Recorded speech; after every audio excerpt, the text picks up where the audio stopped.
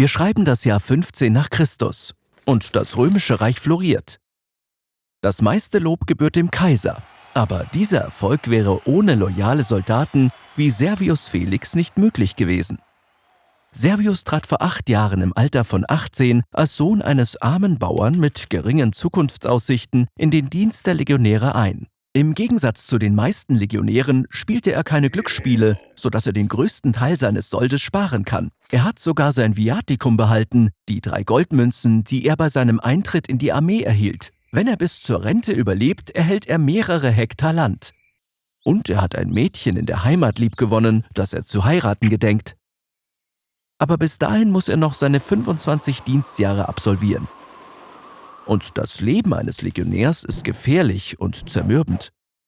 Heute hat Servius' Legion zusammen mit 3 anderen einen großen Marsch von 30.000 römischen Schritten unternommen, was fast 36 Kilometern entspricht. Servius' Rüstung und Waffen, darunter sein Gladius, sein Scutum und 2 Pila, wiegen über 20 Kilogramm. Ganz zu schweigen von seinem Rucksack oder seiner Sakina, in dem sich neben Lebensmitteln auch alle Werkzeuge befinden, die er für den Aufbau des Lagers benötigt. Spaten, Säge, Spitzhacke und Korb. Obwohl Servius erschöpft ist, wird er heute Nacht nicht viel schlafen.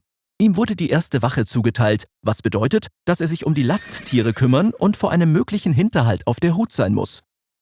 Danach liegt er wach und fürchtet sich vor dem kommenden Tag, der ihn an seinen schlimmsten Albtraum erinnern wird. Im Morgengrauen frühstückt Servius mit seinen 7 Zeltkameraden. Sie sind wie eine Familie. Alle tragen Narben von den Schlachten, die sie gemeinsam geschlagen haben. Servius stammt aus Italien, aber seine Kameraden kommen aus dem ganzen Reich, das sich von Syrien bis Spanien erstreckt. Sie sind also im nördlichen Germanien weit weg von ihrer Heimat. Servius' Legion und 3 weitere stehen heute unter dem Kommando von Kaiser Tiberius' Neffen Germanicus, der nach den militärischen Erfolgen seines Vaters gegen die Germanen benannt ist.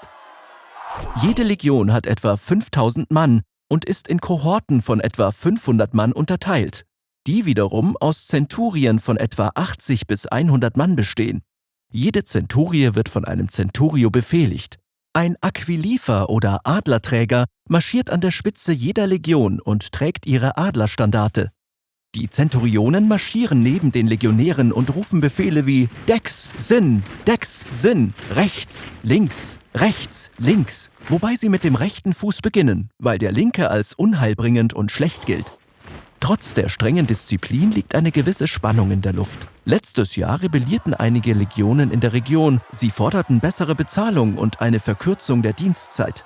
Nur das Charisma und das Verhandlungsgeschick ihres Generals verhinderten eine allgemeine Meuterei. Heute ist ein gerechter Marsch nur 30 Kilometer lang. Da die Sümpfe und Wälder Germaniens jenseits des Straßennetzes des Reiches liegen, müssen die Männer Dämme und Brücken bauen, um voranzukommen. Etwas, womit sie letztens mehr Zeit verbracht haben als mit Kämpfen. Schließlich erreichen sie ihr Ziel. Einen Ort, den Servius nur zu gut kennt. Es ist eine Lichtung am Rande des Teutoburger Waldes, wo vor 6 Jahren während der Herrschaft des Kaisers Augustus germanische Stämme unter ihrem Anführer Arminius 3 Legionen überfielen und vernichteten. Auf einem schmalen Pfad wurden die Legionen bei sintflutartigem Regen aus dem Wald heraus angegriffen und ihre Flucht war blockiert. Es war eine der schlimmsten Niederlagen, die die Römer je erlitten, und Augustus hat sie nie verwunden. Servius war einer der wenigen Überlebenden. Er hat immer noch Albträume von seinen Kameraden, die dort liegen, wo sie gefallen sind.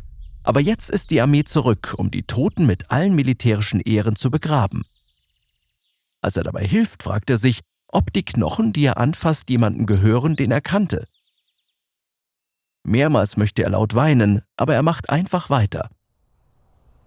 Der Ruhm des Imperiums kann vor die Hunde gehen. Er sehnt sich nur danach, sich mit seiner zukünftigen Frau auf einem kleinen Bauernhof zur Ruhe zu setzen, wenn die Götter ihm noch 17 Jahre Leben schenken sollten.